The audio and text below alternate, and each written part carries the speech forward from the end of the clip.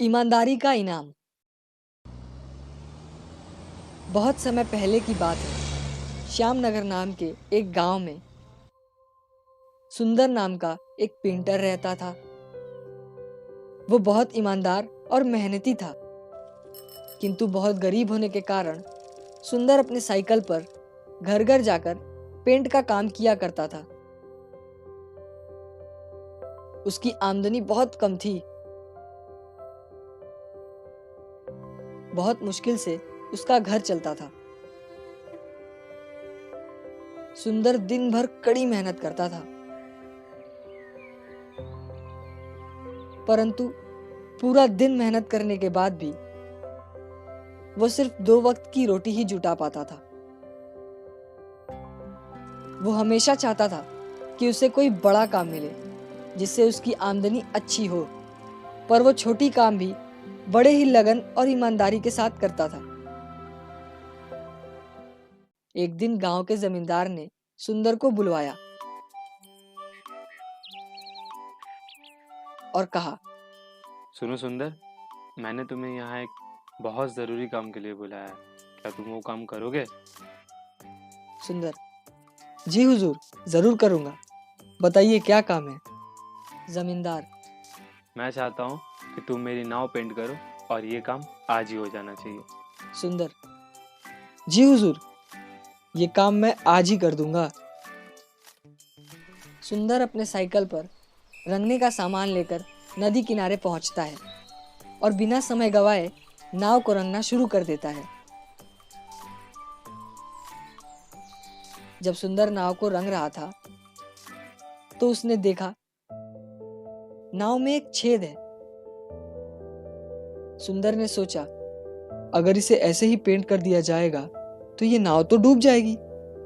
ये सोचकर वो छेद को भर देता है और नाव को पेंट कर देता है।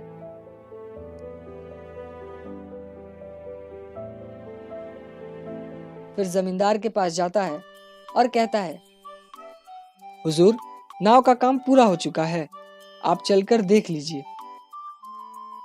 फिर वो लोग नदी किनारे जाते हैं।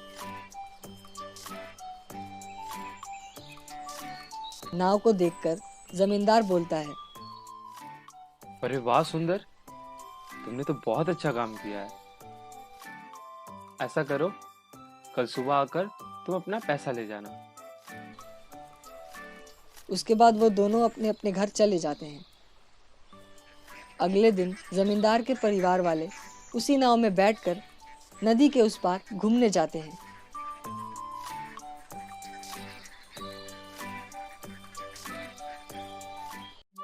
शाम को जमींदार का नौकर रामू, जो उसी नाव की देखरेख करता था, छुट्टी से वापस आता है और जमींदार के घर जाता है। परिवार वालों को घर पर ना देखकर जमींदार से परिवार वालों के बारे में पूछता है। जमींदार उसे सारी बात बताता है। जमींदार की बात सुनकर रामू चिंता में पड़ जाता है। उसे चिंतित देख जमींदार पूछता है, क्या हुआ रामू? ये बात सुनकर तुम चिंतित क्यों हो गए? रामू, सरकार, लेकिन उस नाव में तो छेद था। रामू की बात सुनकर जमींदार भी चिंतित हो जाता है। तभी जमींदार के परिवार वाले पूरा दिन मौज मस्ती कर कर घर वापस आते हैं।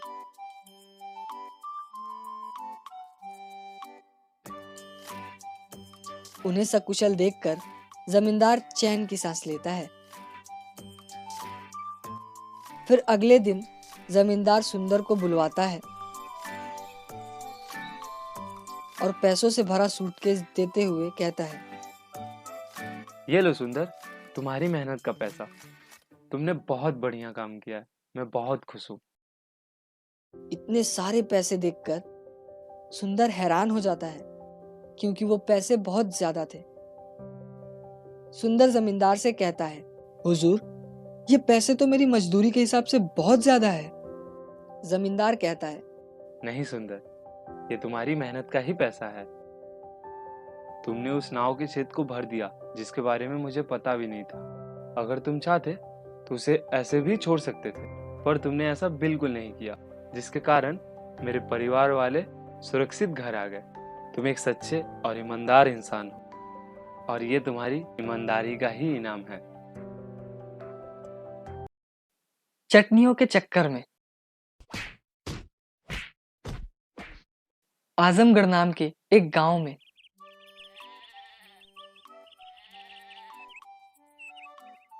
मोहन नाम का समोसे बेचने वाला एक व्यक्ति रहता था। मोहन रोज सुबह उठकर समोसे बनाता और गांव के चौक के पास एक ठेले पर समोसे बेचने जाता था। मोहन के समोसे स्वादिष्ट होने के कारण कस्टमरों की कमी नहीं थी और समोसे बेचने से कमाई भी अच्छी खासी हो रही थी। कुछ ही महीनों बाद मोहन ने एक बहुत ही सुंदर सी बाइक खरीदी। मोहन जब भी उस बाइक पर बैठकर गांव के किसी गली से गुजरता था तो लोग उसके बाइक को देखते ही रह जाते थे। पर यह सब देखकर मोहन का पड़ोसी अमित मोहन से बहुत जलता था और अपने आप को कोसता था। एक दिन मोहन अपनी बाइक पर बैठकर कहीं जा रहा था।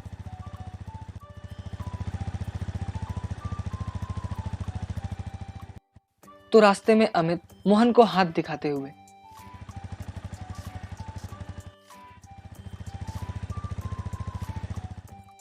मोहन, मुझे तेरी ये बाइक चलानी है, देना जरा। मोहन, अभी मैं थोड़ी जल्दी में हूँ, मेरा एक दोस्त अस्पताल में भर्ती है, उसे ही देखने जा रहा हूँ, तुम कभी और चला लेना, अभी मैं चलता हूँ।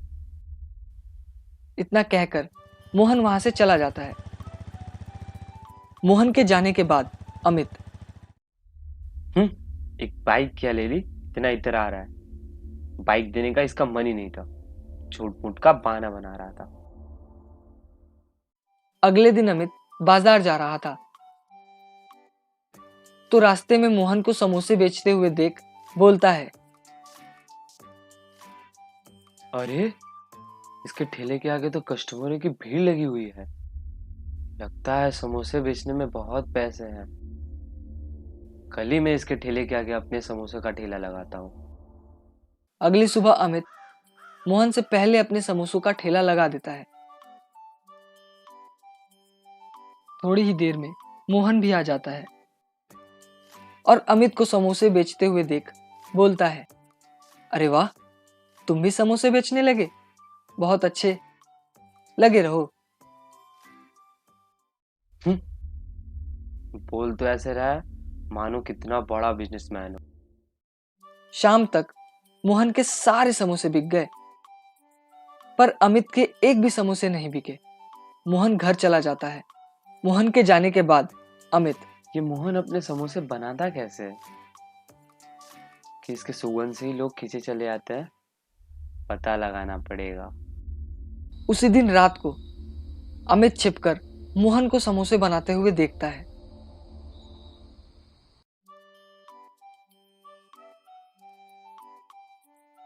अगली सुबह मोहन ने जैसे समोसे बनाया था ठीक उसी तरह अमित समोसे बनाकर लाता है और मोहन से सस्ते दामों में चिल्लाते हुए समोसे बेचने लगता है। समोसे ले लो भाई, समोसे बगल के ठेले जितने ही स्वादिष्ट पर दाम में उससे कम। समोसे ले लो भाई, समोसे। जिससे मोहन के सारे कस्टमर अमित के पास चले जाते हैं।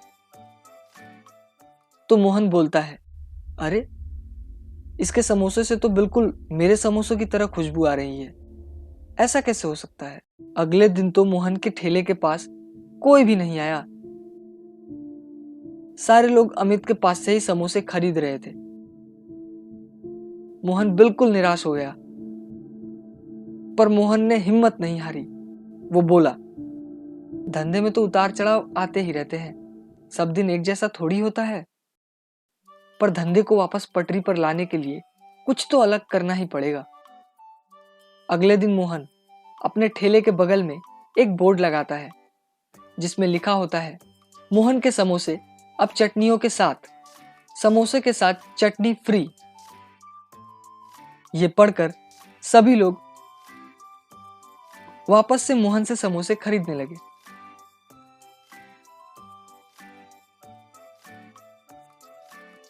और मोहन की चटनियों की तारीफ भी करते थे। ये सब देखकर अमित को बहुत गुस्सा आया। फिर अमित ने सोचा, ये चटनियों की वजह से इसके समोसे फिर बिकने लगे। मेरे सारे कस्टमर इसके पास चले गए। लगता है कि इसके चटनियों की भी रेसिपी देखनी पड़ेगी। रात को छिपकर अमित मोहन की चटनियों की रेसिपी देख रहा था। पर अब की बार मोहन अमित को खिड़की से अंदर झांकते हुए देख लेता है और मोहन तुरंत सब कुछ समझ जाता है और मन में बोलता है, अब समझा कि इसके बनाए हुए समोसों से मेरे समोसों की तरह खुशबू कैसे आ रही थी। लगता है इस बार चटनियों की रेसिपी देखने आया है। ठहर जा बच्चू, तुझे तो मैं ऐसी चटनियों की रेसिपी बताऊंगा कि खाने के बाद लोग बिना तेरी पीठ थपथपाए जाएंगे नहीं। मोहन अमित को सुनाते हुए, सबसे पहले जिस चीज की चटनी बन रही है उसे डालेंगे, फिर हरी मिर्च डालेंगे, फिर लहसुन डालेंगे और आखिर में वो चीज जिसे डालने के बाद मेरे चटनियों के स्वाद में 4 चांद लग जाता है। मोहन एक कॉकरोच दिखाते हुए बोला, कॉकरोच की वजह से ही मेरी तीनों चटनियों की स्वाद बेमिसाल हो जाती है। इसे डालते ही मेरी चटनियों की स्वाद और बढ़ जाती है। इन सारी चीजों को मिक्सर में ग्राइंड कर देंगे, बस चटनी तैयार। तीनों चटनियां इसी तरह से बनेंगी। अमित, बाप रे, ये ऐसी चटनी बनाता है, छी। पर मुझे कौन सा खाना है, मुझे तो इसे बेचना है। और ऐसे भी लोग तो इसके चटनियों की बहुत तारीफ कर रहे थे। अब जल्दी से घर जाकर मैं भी ये चटनियां बनाता हूँ। तो सुबह बेचने भी जाना है और इसके कस्टमर छीन कर फिर से इसकी वाट लगानी है। अमित घर आकर ठीक वैसे ही चटनी बनाता है जैसे मोहन ने बनाया था। और सुबह होते ही समोसे ले लो भाई, समोसे। समोसे अब चटनियों के साथ, बगल के ठेले जितनी स्वादिष्ट चटनियां पर दाम में उससे कम। समोसे ले लो भाई, समोसे। ये सुनकर मोहन के सारे कस्टमर अमित के पास से समोसे खरीदने लगते हैं। और थोड़ी देर बाद सारे लोग अपना पेट पकड़कर, बाप रे, पेट में गुड़गुड़ हो रही है,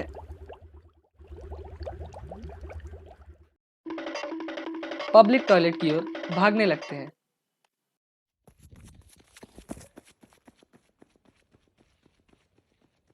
सबको टॉयलेट की ओर भागता देख अमित मोहन से पूछता है, मोहन, ये लोग पेट पकड़कर पब्लिक टॉयलेट की तरफ क्यों भाग रहे? थोड़ी देर ठहर जा, अभी पता लग जाएगा। सारे कस्टमर्स को गुस्से में आते देख मोहन बोलता है, लो वो लोग आ गए, अब पता चल जाएगा।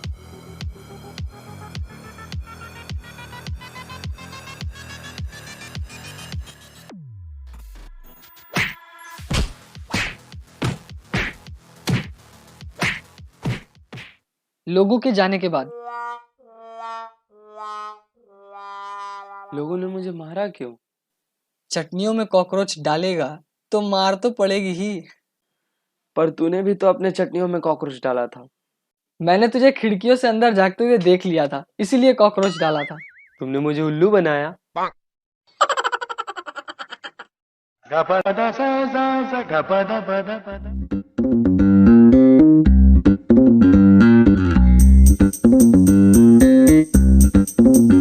आपको अगर ये वीडियो अच्छा लगा तो इस वीडियो को लाइक करें और हमारे चैनल को जरूर सब्सक्राइब करें और बेल आइकन को ऑल पर सेट कर दें